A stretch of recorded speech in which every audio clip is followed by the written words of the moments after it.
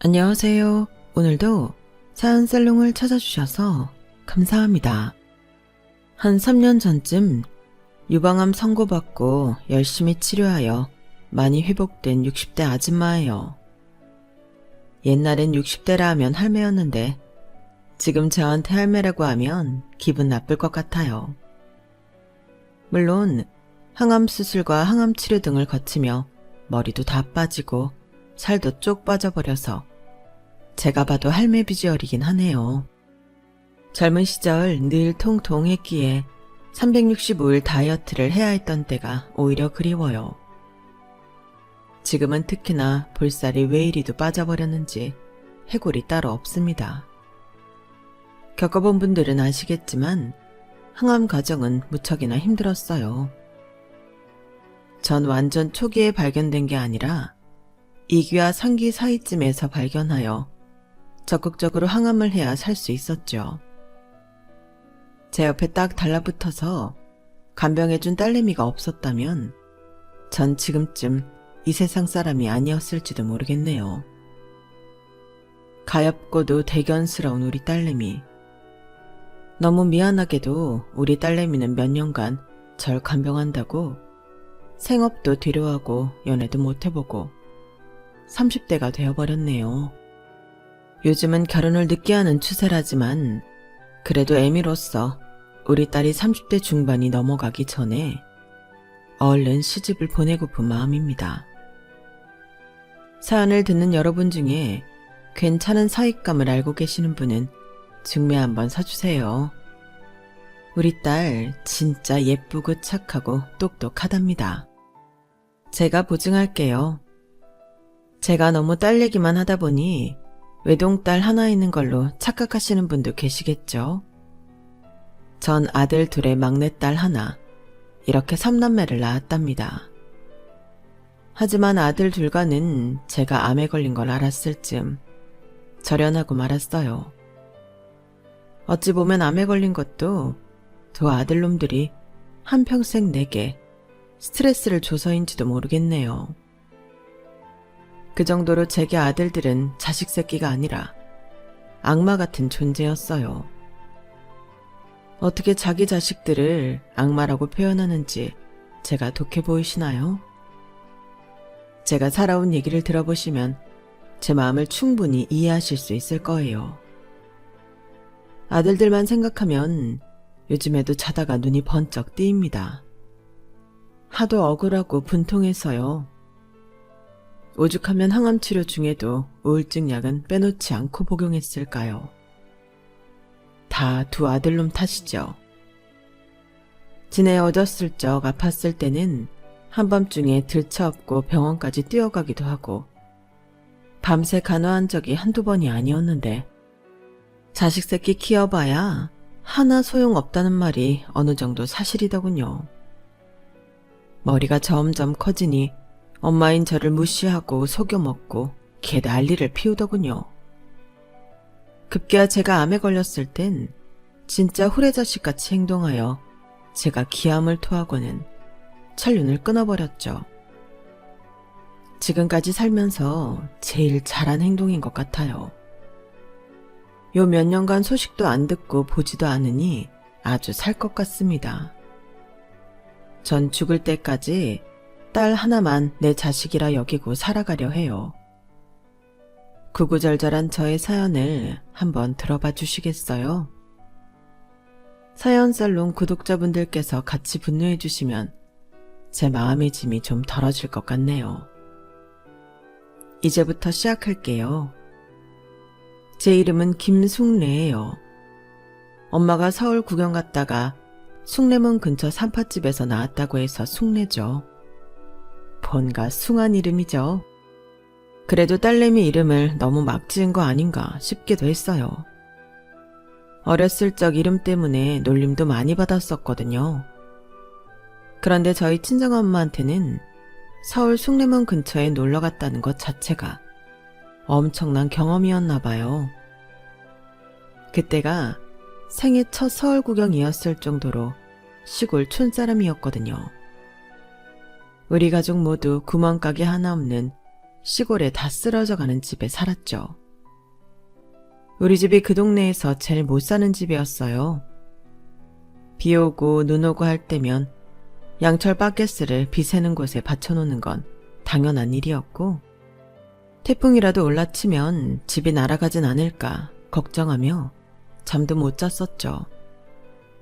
우리 친정 부모님은 그토록 열심히 사셨는데 왜 항상 찢어지게 가난했던 걸까?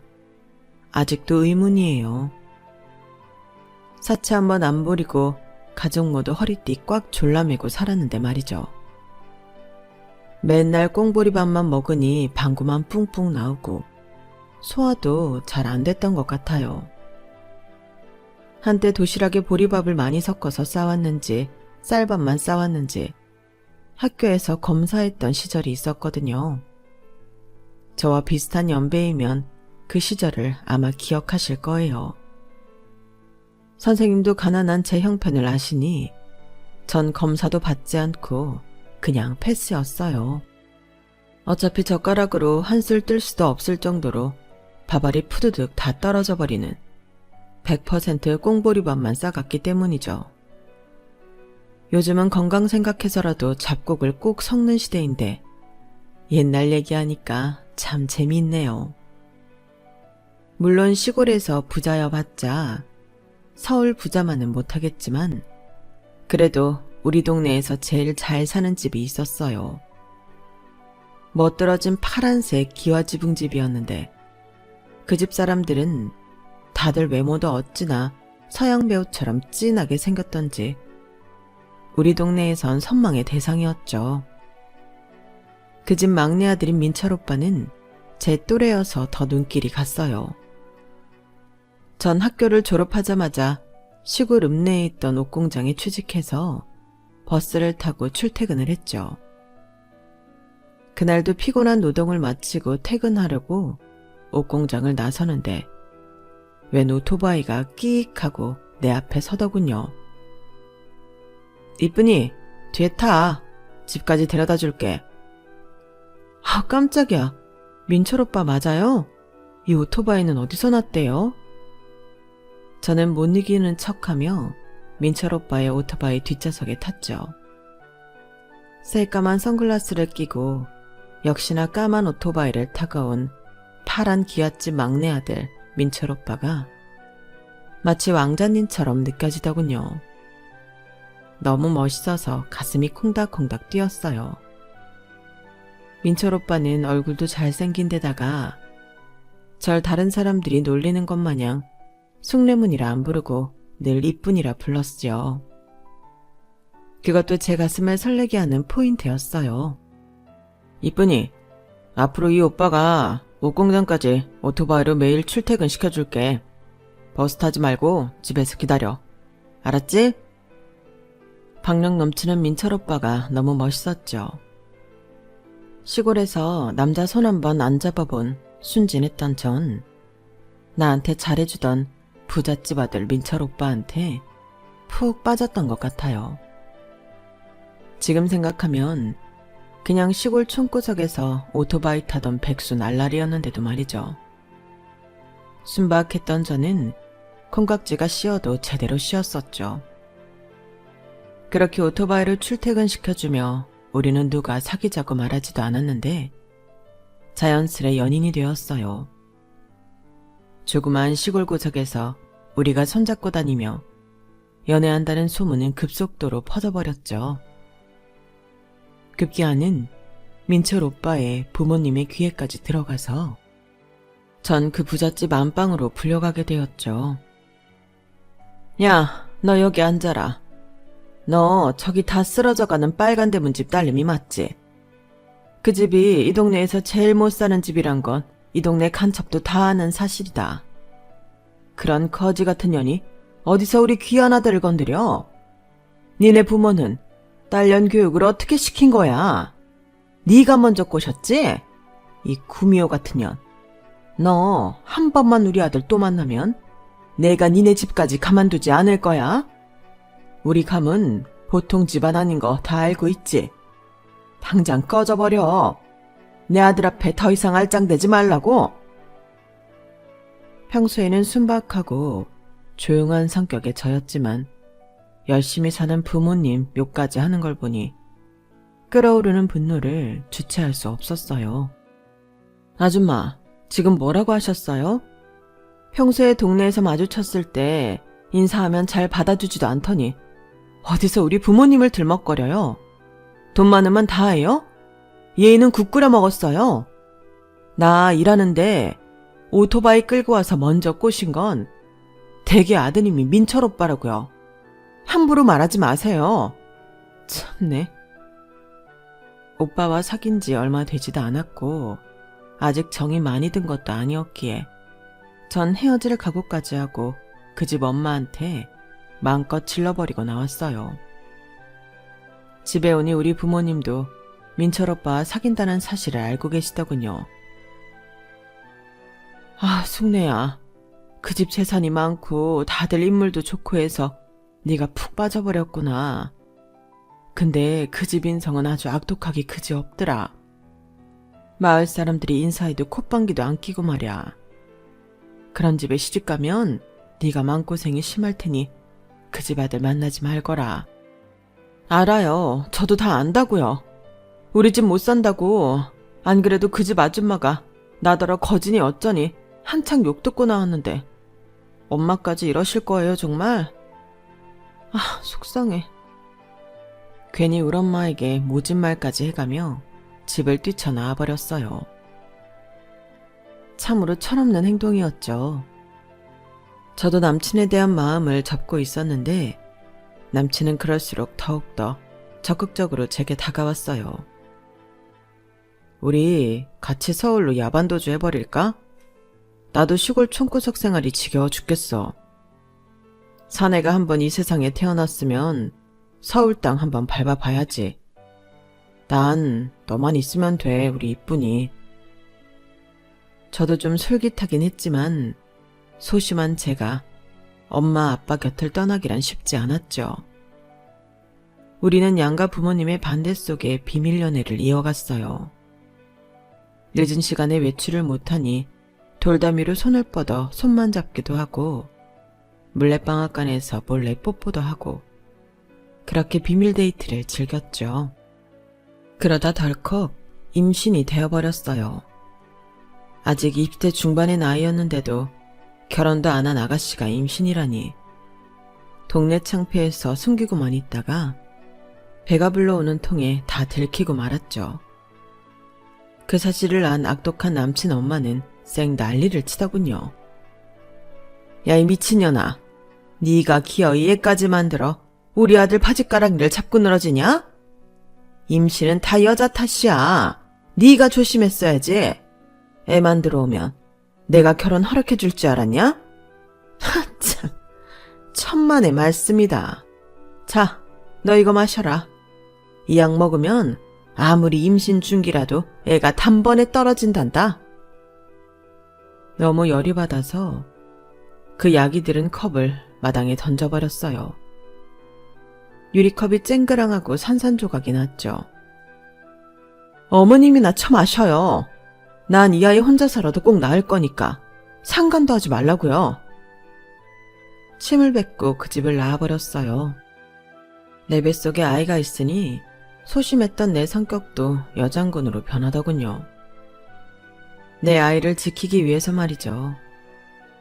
남친은 집안의 만류에도 불구하고 임신한 저를 극진히 돌봐주었고 그새 만삭이 되어 아기 낳을 날이 다가왔죠. 그런데 남친이 오토바이를 타다가 크게 사고가 나는 사건이 벌어지고 맙니다. 차가 다리에 깔리는 사고였는데 다행히 목숨은 건졌고 다리 절단도 피할 수 있었지만 다리를 계속 절뚝거리며 다닐 수밖에 없었죠. 저는 그런 험난한 상황에서 첫째 아들을 출산할 수밖에 없었어요. 혼인신고를 하고 우리 집 방 한 칸에 얹혀 살며 아들 손주까지 출산하자 시모는 마지못해 우리 결혼을 인정하더군요. 그러면서도 너무 열이 받았는지 눈물까지 보이며 내게 독설을 하던 게 어제 일처럼 생생히 기억나네요. 니년이 기어코 내 아들 오토바이 사고까지 나게 해서 다리 병신 만들고. 우리 귀한 막내 아들 가여워서 내가 못 살겠다. 손주까지 낳은 마당에 더 이상 결혼 반대해봤자 내 화만 더 북돋으니 내가 신혼집 사주고 매달 생활비까지 대줄 테니 잘 먹고 잘 살아라. 어찌됐든 부잣집 아들이었기에 시모로부터 집과 생활비를 받을 수 있었어요. 그 부분은 참으로 감사한 일이었죠. 이렇게 어느 정도 시댁과의 관계가 정리되고 마음이 편안해지자 이번엔 다리를 절게 된 남편이 꼬장을 부리더군요. 남편은 본인이 장애를 안게 됐다는 사실을 너무 비참하게 생각했어요. 더 이상 멋들어지게 오토바이도 탈 수 없었고 친구들 만나러 갈 때도 다리를 절뚝이면 폼이 안 난대나 뭐래나. 남편이 유흥을 즐긴다는 사실을 알고 있었지만 그토록 집에 안 들어오고 밖으로만 돌 줄은 상상도 못했어요. 남편하고 무던히도 많이 싸웠네요. 아니, 자기 맨날 밖으로만 돌고 가정 있는 유부남 맞아? 애기가 아빠가 집에 오면 저 아저씨 누구냐고 그러잖아. 하도 얼굴 보기가 힘드니까 말이야. 대체 빨리 걷기도 힘든 그 다리로 어디를 싸돌아다니는 거냐고. 뭐야 인연이? 너도 네 사방 다리 병신 됐다고 놀리는 거냐? 네가 이렇게 잔소리를 해대니 이놈의 집구석 기어 들어오고 싶겠냐고. 결혼 괜히 했다. 이렇게 불같이 싸우던 우리 부부도 사이가 좋을 때가 가끔은 있었기에 전 바로 둘째, 셋째까지 임신했어요. 아마 팔팔했던 20대였기에 임신이 잘 됐는지도 모르겠네요. 독박 육아 신세로 3남매를 키우고 있는데 저희 동네 이장님으로부터 청천벽력 같은 소식을 듣게 됩니다. 숙래야, 빨리 읍내병원으로 오거라. 지금 니네 엄마 아빠가 경운기에 깔려서 아빠는 그 자리에서 돌아가시고 엄마도 사경을 헤매고 있단다. 얼른 와, 얼른. 네? 우리 엄마 아빠 두 분 다 사고를 당하셨다고요? 안 돼, 엄마 아빠. 돈이 없어 낡은 중고 경운기로 농사를 지으시다가 변을 당하시고 말았어요. 두 분 다 정말 어이없게 돌아가셨죠. 그놈의 돈이 뭔지 있는 돈 좀 모아서 진작에 우리 부모님 경운기 새 것 하나 사드릴걸. 후회해봤자 소 잃고 외양간 고치는 꼴이었죠. 지금도 우리 부모님 생각하면 가슴이 미어집니다. 그런데 이미 가정생활에 마음이 떠나버린 남편은 우리 부모님 장례식에 한 10분 얼굴만 빼꼼히 비치고 집에 가버리더군요. 그 일로도 대판 싸웠죠. 벌써 집에 가겠다고? 당신 사위 맞아? 정 그럼 애기들 데리고 집에서 애기 보고 있어. 뭐? 나보고 애를 셋씩이나 혼자 보라고? 나 애들 똥기저귀 가는 것도 못해. 비이상한다고. 집에 혼자 갈 거야. 그리고 다 늙은 노인네들이 이렇게 사고로 단박에 돌아가시면 뭐 자식 입장에선 고마운 거 아냐? 나중에 더 늙고 병들면 자식한텐 짐인 거잖아. 안 그래? 장인 장모 장례식장에서 입에 걸레를 물었는지 후레자식 같은 소리만 하고 앉아있는 남편에게 엄청나게 화가 났어요. 진심으로 결혼을 잘못했다고 생각했죠.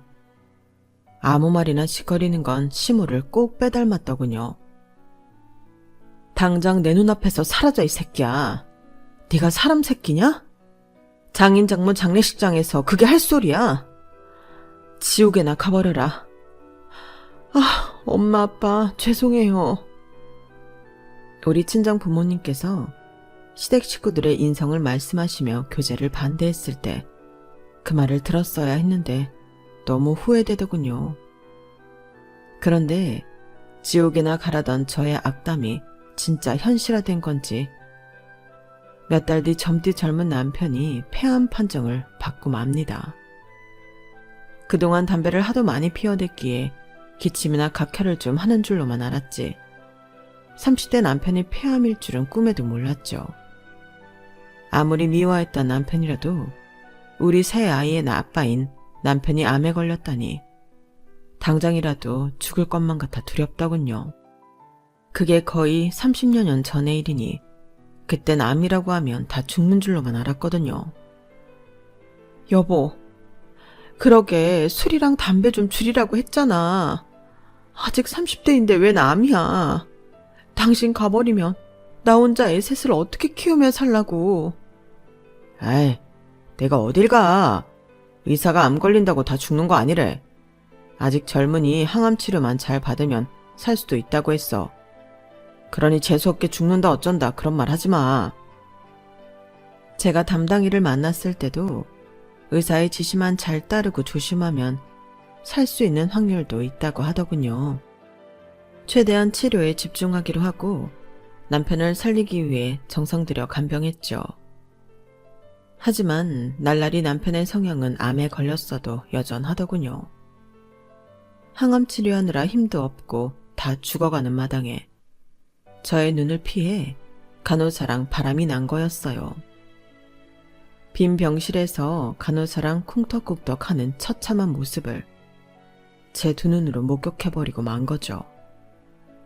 그런데 팔은 안으로 굽는다고 일단 남편은 살리고 봐야 했기에 최대한 충격을 주지 않으려 했고 간호사한테만 따져 물으려 했어요.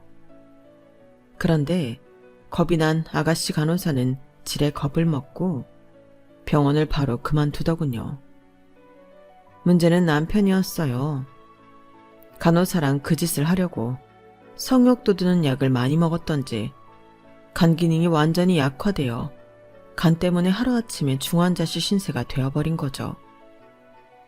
일주일 중환자실 입원 후 폐암으로 치료받던 남편은 간 때문에 죽고 말았어요. 참으로 어이없는 일이죠. 저도 너무 허무해서 눈물 한 방울 안 나더군요. 남겨진 우리 아이들이 걱정될 뿐이었죠. 시모는 아들 장례식장에 와서 또 만만한 저를 쥐잡듯이 잡더군요. 야 이년아, 네가 내 아들 잡아먹은 거다. 그러게 내가 애초에 둘이 붙어있지 말라고 했잖냐? 너만 아니었어도 우리 아들 살 수 있었는데 네가 죽인 거야. 네가 살인자다. 아, 내 귀한 아들. 우리 불쌍한 아들 같으니라고. 어머님, 애들 아빠 간호사랑 바람 피려고 허튼 약 먹었다가 간기는 약화되어 죽은 거예요.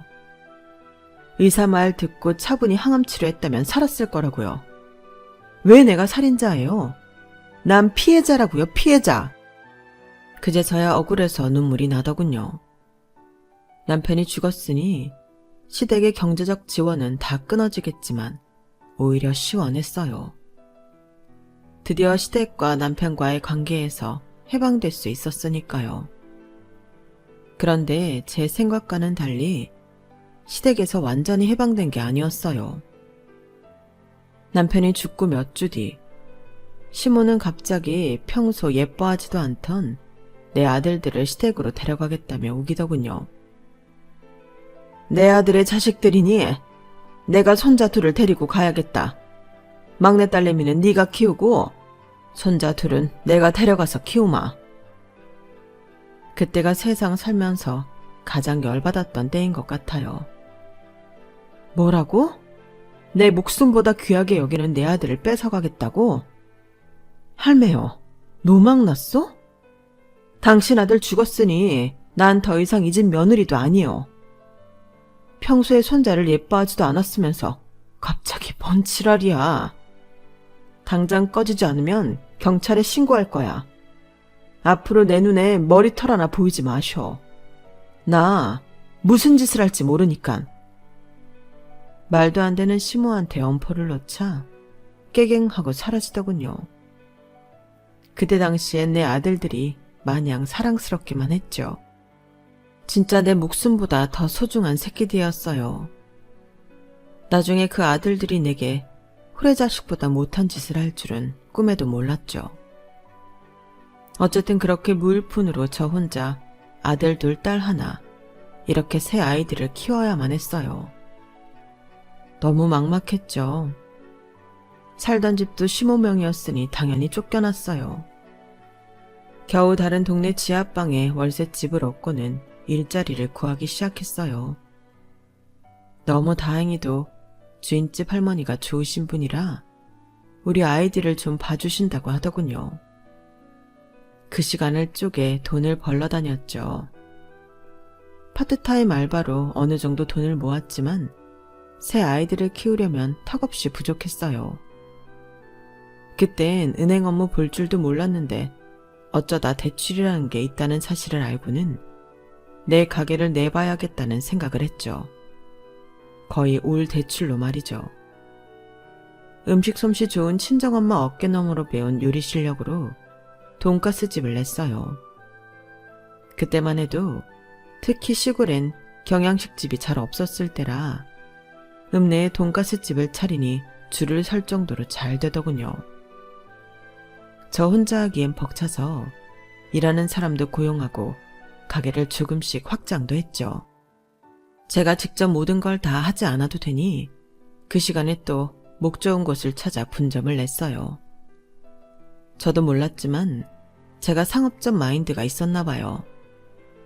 그땐 카드보다 주로 현금 계산을 많이 하던 시절이었기에 장사가 잘 될 때면 박스채로 현금을 들고 와 돈을 세다가 잠드는 날도 많았어요. 아들 둘과 딸 하나, 우리 아이 셋을 잘 키워야만 한다는 책임하에 내 한 몸 부서져라 이랬던 것 같네요. 그런데 너무 돈 버는 데만 집중했던 탓일까요? 우리 큰아들과 둘째 아들이 사춘기 때부터 엇나가기 시작하더군요. 질풍노도의 시기이니 언젠간 돌아오겠지란 마음으로 기다려줬지만 학교 선생님께 연락이 오기 시작하니 저도 불안해지더군요. 바늘도둑이 소도둑 된다고 두 아들놈들이 치는 사고의 스케일도 점점 커졌고요. 급기야 경찰서에서 연락이 오기 시작하더군요. 그날도 경찰에서 연락을 받고 불이 나게 쫓아갔죠. 경찰서 책상 앞에 머리를 푹 숙이고 앉아있는 내 아들을 보니 벌써부터 눈물이 나고 심장이 벌렁이더군요. 최선중 보호자 되세요? 이리 와봐요. 이 새끼를 어떻게 키운 겁니까? 학교에서도 벌써 퇴학 얘기가 나올 정도로 사고를 많이 쳤으면 애미로서 자식이 못 돌아다니게 딱 잡고 있어야 하는 거 아니오? 정말 죄송합니다. 제가 이렇게 무릎 꿇고 빌겠습니다. 먹고 사는 일이 바빠서 애들 잘 못 챙긴 제 잘못입니다. 한 번만 용서해 주세요. 네? 이번엔 안 됩니다. 이 새끼는 정상이 아닙니다. 정신병원에 가둬도 시원찮을 판이라고요. 예, 완전히 사이코예요, 사이코. 어린 게 남의 양조장에 몰래 들어가서 술을 다 훔쳐먹질 않나. 또 그 술을 몽땅 퍼다가 근처 부잣집 우물에 다 부어버려서 몇 천만 원짜리 비당 있는 거를 다 죽게 만들었다고요. 일단 보호자가 이 돈 다 물어줘야 하고 애는 소년원에 보내야겠습니다. 그렇게 첫째 선중이는 만 14세가 될 때까지 소년원에 들락거렸고 그 이후론 심지어 교도소까지 가는 신세가 되고 맙니다. 누구 물건 훔치고 재물 손괴 정도였다가 나이가 20살에 가까워지니 폭행, 폭력 등의 일도 다반사였거든요. 남편이 술 마시면 좀 폭력적으로 변하기도 했는데 두 아들들 모두 아빠의 성향을 닮은 듯 했어요. 자식이 그러고 다니는 동안 엄마인 제가 뭐 했냐고 타박하시는 분들도 계시겠죠. 하지만 아들들을 최대한 옳은 길로 돌아오게 하기 위해 진짜 온갖 힘을 다 썼습니다. 점점 벌이가 괜찮아지자 집에 남자 가정교사를 들여 두 아들들을 교육적으로 케어할 수 있게 하기도 했어요. 정신과 상담도 수차례 받게 했고요. 하지만 아들들은 덩치 큰 남자 가정교사와 대판 치고받고 싸우고는 결국 그 교사도 도망가 버리더군요. 돈 벌어야 하는 제가 24시간 붙어 있을 수도 없고 CCTV를 장착할 수도 없으니 아이들의 비행을 보며 가슴이 타들어가는 것 같았어요. 제가 사랑으로 보듬으라 하면 엄마인 저에게 정말 가시돋친 말을 많이 했어요. 아예 대화가 안 되는 지경에 이르렀죠. 에이, 또 잔소리야? 엄만 그냥 돈이나 대줘. 내 인생 내가 살 테니 간섭하지 말라고. 천만 다행인 것이 제 딸은 제 성격을 닮았는지 온순하고 착했어요. 공부도 정말 잘했죠. 두 아들들한테 이 사건 저 사건으로 융단 폭격을 맞고 너무 화가 나거나 눈물을 흘리고 있을 때면 우리 딸이 절 위로해 주었어요. 엄마, 오빠들은 이미 틀린 것 같아. 그냥 저대로 살다가 크면 독립해서 살게 냅두고 우리 둘이 오붓하게 살아요. 내가 효도 많이 할게. 더 이상 오빠들 때문에 엄마가 맨날 남한테 무릎 꿇고 빌고 욕 듣고 하는 거 싫어. 엄마 속 끓이지 말고 건강 챙겨요. 고맙다, 우리 착한 선아. 내가 너 때문에 산다. 우리 막내딸의 위로처럼 두 아들놈들이 개차반으로 살건 말건 조금 신경을 덜 쓰고 내가 하고 있는 일들에 집중했어요. 그래야 내가 살 수 있을 것만 같았거든요. 그동안 말썽쟁이 아들들 때문에 원형 탈모가 심하게 와서 머리가 군데군데 허옇게 다 빠져버렸죠. 마음을 다잡고 돈가스 가게 분전까지 총 4군데에서 벌어들인 돈으로 땅을 사고 건물을 지었어요. 그땐 땅값이 그리 비싸지 않았어요. 도로가에 있는 땅 50평을 사서 그 위에 있던 낡은 주택을 허물고 건물을 지었죠. 맨 위에 주인 세대를 만들고 그곳에 아이들과 들어가 살며 월세를 받았어요. 그 건물이 나중에 수십억이 될 줄은 꿈에도 몰랐어요. 살아보니 결국 돈이 돈을 버는 거더군요. 다행히 내 사주에 돈이 좀 있는 건지 돈을 모으는 건 나름 수월했어요. 가난한 집에서 태어나 찢어지게 고생한 거나 말썽꾸러기 아들들 키우면서 속 끓인 거에 비하면 다소 쉽게 느껴졌죠. 그런데 갑자기 성인이 된 첫째 아들이 결혼을 하겠다며 웬 아가씨를 집으로 데려오더군요. 결혼 얘기도 뜬금없었지만 나시트 입고 온 아가씨 외모가 더 어이없었죠. 전신에 초록, 빨간, 검정 문신들이 왜 이렇게 많던지 뽀얗고 날씬한 몸매와 피부가 아깝게 느껴질 정도였어요. 엄마, 나 말이랑 결혼할 거야. 말이 진짜 끝내주게 새끈하지. 나 기술 배워서 호주 가서 돈 벌면서 색시랑 같이 살려고. 일단 처음 정착하는 돈만 좀 대주세요. 네? 뭐? 결혼? 호주? 이민을 가겠다는 거야? 아니, 너무 갑작스러워서 엄마는 당황스럽구나. 큰아들 선중이는 엄마인 저에게 일단 돈만 달라더군요. 기술 배우는데도 돈이 들어간다면서요.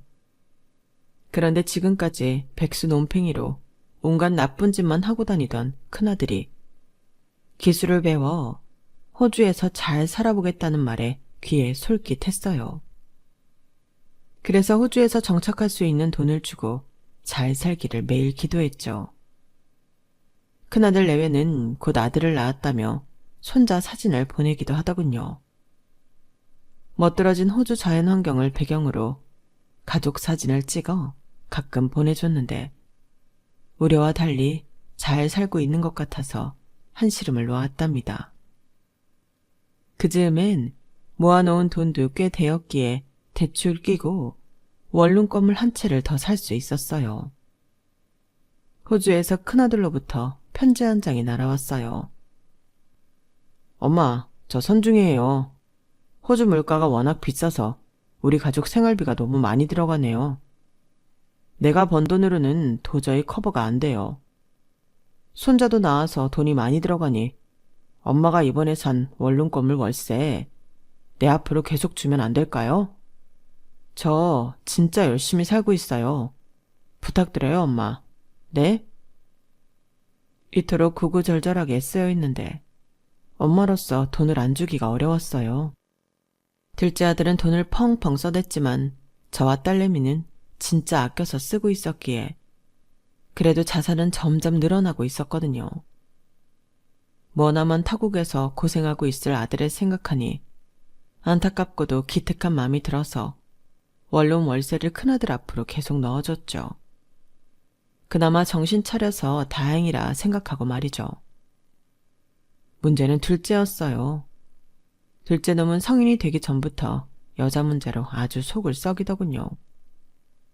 우리 아들로 인해 피해를 본 여자들이 부모와 함께 집으로 쳐들어와 깽판을 부린 적도 있었죠. 야, 이 아편네야. 아들놈을 어떻게 키웠길래 사기꾼으로 만들어 우리 딸을 농락시켜. 당신 아들 어딨어? 최선우 이 새끼 어딨냐고. 대체 무슨 일인가요? 말씀이라도 들어보고 사죄드리고 손해배상하겠습니다.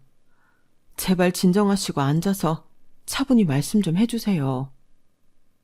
니년 아들이 의사라고 속여서 우리 딸하고 결혼한다며?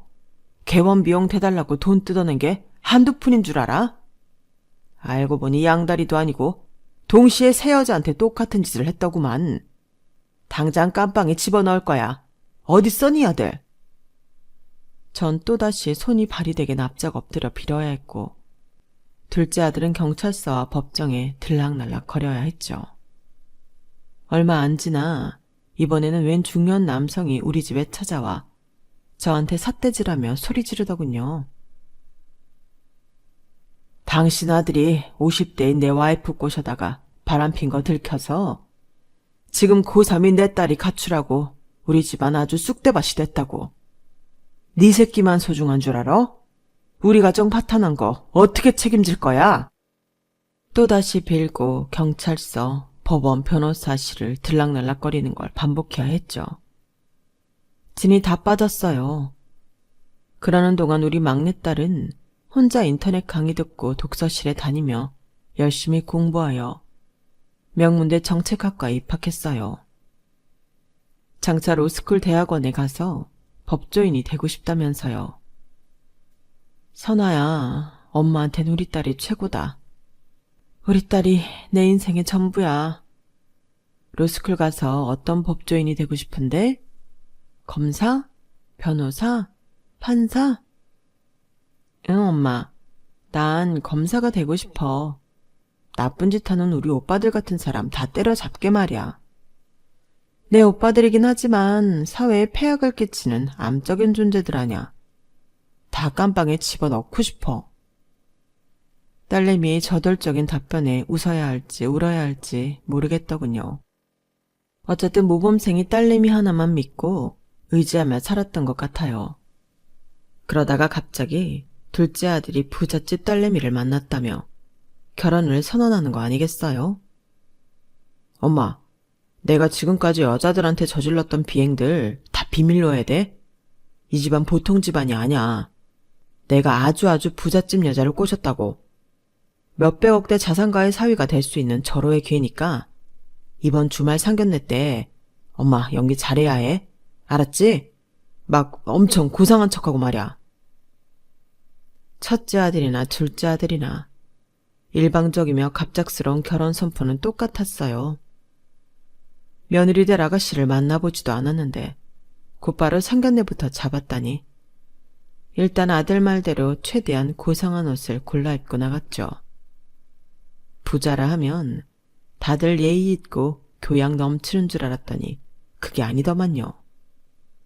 사돈은 못 배운 나보다 더 쌍스러웠죠. 이것 봐요. 무슨 시장에서 굴러먹다 왔나? 옷을 그렇게 칙칙한 싸구려를 입고 오며 명품백도 아닌 것 같고. 아, 처음부터 마음에 안 드네. 정말. 이봐요. 우리 집안 땅이 몇 평 있으며 빌딩이 몇 개 있는지 알아요? 그거 다 합치면 한 300억 넘는다고요? 우리 클래스에 맞는 사윗감을 원했는데 얼굴만 반지르르한 거럼뱅이 백수사위를 데리고 와서는 한숨만 납니다. 그래도 듣자하니 엄청 착하고 순수하다고 하던데 여자를 몰라도 너무 모를 정도로 순박하고 여자라곤 우리 딸밖에 모른다고 하니. 자식 새끼 이기는 부모가 어디 있겠나요? 우리 딸이 예비사위랑 여행 다니고 뭐 할 거 다 했다는데 어쩔 수 없지 뭐. 그쪽 엄마도 돈이 아예 없지는 않다고 들었으니 세간살이 다 비싼 걸로 해오세요. 신혼집은 우리 집이 워낙 넓으니 방 하나에서 살면 되고. 걱정 마세요, 사돈. 나도 돈 없는 사람 아니니 섭섭찮게 세간살이 다 맞춰드릴게요. 첫 만남에 옷 지적질부터 해서 너무 예의 없는 거 아닌가요? 참 사람 기분 나쁘게 하는 재주 있으시네. 이쯤 하면 상견례는 볼장 다 본 것 같으니 그만 일어납시다. 결혼식장에서 보면 되죠 뭐. 고상한 척 하려 했으나 그쪽에서 먼저 삐죽하게 나오니 저도 같이 공격하고는 냅다 나와버렸어요. 그렇게 둘째 아들까지 장가 보냈으니 저의 할 일은 다 했다고 느껴졌죠. 내 삶이 드디어 좀 평온해지는 것 같았어요. 우리 딸 선아는 로스쿨 대학원에도 한 번에 합격하고 3년 뒤 변호사 시험도 바로 패스하여 원하던 검사가 되었죠. 서울에서 검사 생활을 하던 딸내미를 따라 강남 백화점에 가서 식사도 했어요. 시골 촌년인 내가 강남 백화점은 워낙 비싸니 차마 물건은 못 사고 식사만 하고 온 거죠. 백화점 앞에서 경품 행사를 하길래 딸내미에 한번 응모해봤어요. 그런데 덜컥 호텔 뷔페 2인권에 당첨된 거 아니겠어요? 야, 우리 딸이 복덩이긴 한가 보다. 우리 딸하고 같이 다니니까 복이 더덕더덕 붙네. 선아야, 엄마랑 다음 주에 여기 뷔페 한번 가보자. 네 덕분에 엄마가 한 번도 안 가본 호텔 뷔페를 다 가보는구나. 돈이 없진 않았지만 허리띠 졸라매고 사는 게 몸에 배어버렸기에 그때까지 호텔은 물론 호텔 뷔페 한번 가본 적이 없었죠. 딸과 함께 가본 호텔 뷔페엔 럭셔리한 음식들도 정말 많더군요. 눈이 휘둥그레해졌죠. 음식을 접시에 담고 있는데 저쪽에서 어떤 가족이 교양 없이 엄청나게 왁자지껄하게 떠들고 웃고 개걸스럽게 먹고 있더군요. 눈살이 찌푸려졌죠. 그런데 그 가족 중 아빠로 보이는 사람의 얼굴을 확인하고는 깜짝 놀랐어요. 바로 호주로 이민 간 내 큰아들 아니겠어요? 아니 선중아, 너 한국 나왔어? 애기 방학 때 잠깐 나온 거야? 엄마한테 왜 말 안 했어? 너 호주로 이민 간 뒤로 몇 년간 한 번도 한국 안 나왔잖아. 제 얼굴을 보고 마치 귀신이라도 보냥 아들과 며느리는 얼어붙어 버렸어요. 그러자 그 옆에 있던 아주 어린 꼬마가 얄궂은 멘트를 날리더군요. 할머니, 그 돈 대주는 돈줄 할머니 맞아요? 우리 아빠가 맨날 돈줄이라고 부르던데. 우리 호주 아니고 서울 강남 살아요. 호주가 어디야 아빠? 나 호주 가고 싶어. 뭐? 돈줄 할머니? 너 이게 어떻게 된 거야? 호주 이민 간다는 건 다 뻥이었단 말이냐? 엄마한테 사기친 거야? 호주 물가 비싸다며 원룸에서 나오는 월세 매달 1,000만 원이 넘는 돈 가져가 놓고 서울 강남에서 오지게 놀고 있었던 거야? 명절이며 엄마 생일, 어버이날에 한 번도 안 찾아오고 말이야? 이 나쁜 놈, 괘씸한 놈, 며느리년, 니년도 똑같아, 이 나쁜 것들. 옆에 있던 딸내미도 한마디 했어요. 오빠, 나 이제 로스쿨 졸업하고 검사 됐어. 오빠건 뭐건 나쁜 짓 하고 이렇게 사기쳐 먹으면 다 기소해버릴 거니까 앞으로 내 눈앞에 띄지 마. 알았어? 엄마, 가요. 저와 딸내미 뒤에 대고 큰아들의 다급한 외침이 계속됐어요. 엄마, 제발 나 안 보더라도 주던 돈은 계속 주세요. 네? 나 돈줄 끊기면 애랑 손가락 빨고 있어야 한단 말이에요. 제발. 참으로 처참한 마음에 연신 눈물만 흐르더군요. 엄마를 가족이 아닌 돈줄로 보고 이용만 해먹다니. 다 자식 새끼 잘못 키운 내 탓이려니 했어요. 그런데 그 후로 몸이 계속 안 좋았어요. 큰아들의 만행 탓에 스트레스를 받아서라고만 생각했는데 목욕을 하다 가슴을 만져보니 멍울이 좀 잡히는 것 같더군요. 당장 병원에 가봤죠. 생전 처음 종합검진이라는 것도 받아봤고요. 결과는 유방암 2.5기, 2기에서 3기로 넘어가는 단계라고 하더군요. 하늘이 노래졌어요. 한 30년 전에 암으로 죽은 남편이 오버랩 되면서 나도 이렇게 죽는 건가 싶더군요. 두 아들 때문에 맘 졸이고 산 탓에 우울증과 불면증약을 달고 살았는데 그래도 죽기 전에 자식들한테 암에 걸렸다는 사실은 알려야겠다고 생각해 일단 둘째 아들에게 전화를 했어요. 마침 큰아들과 같이 술 마시고 있다더군요. 그래, 둘이 같이 있다니 잘 됐다. 엄마가 유방암에 걸렸단다. 최대한 적극적으로 치료는 해보겠지만 어쨌든 투병 사실을 알려야 했길래 불렀어. 아들의 반응은 가관이었죠. 뭐? 엄마가 암이라고? 그럼 죽는 거야? 헐. 어쩌냐? 걱정이네요, 엄마. 그럼 치료 잘 받으시고 제가 술을 너무 많이 마신 탓에 취해서 다음에 다시 전화 드릴게요. 끊어요. 둘째 아들은 완전히 취해버렸는지 전화도 제대로 끊지 못한 모양이었어요. 큰아들과 작은아들이 하는 대화 내용이 다 들리더군요. 형, 엄마가 유방암이래. 곧 죽을 테니 엄마 재산 반띵합시다. 엄마 우울증이 좀 있으니 아예 정신병원 강제 입원시킬까? 더 빨리 죽게. 이 미친 발언에 동조하는 큰아들의 음성까지 또렷이 들렸죠. 피가 거꾸로 솟는 것 같았어요. 지금껏 엄마라는 미명하에 다 참아주고 베풀어왔지만 더 이상은 그럴 수 없었죠.